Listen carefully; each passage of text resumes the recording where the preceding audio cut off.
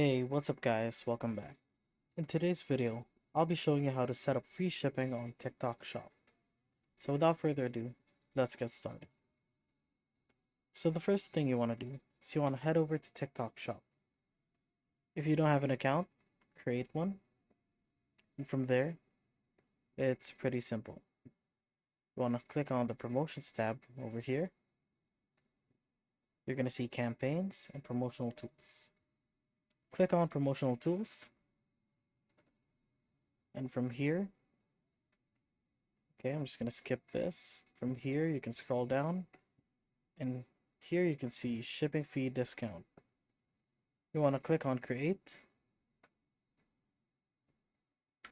You want to fill in all the information and tick all the boxes or circles in this case here. And from there, click on agree and publish. So I hope this video helped you out today. If it did, please leave a like, hit subscribe. And if you have any more questions, feel free to leave a comment down below. Thanks again for watching, and I'll see you on the next one.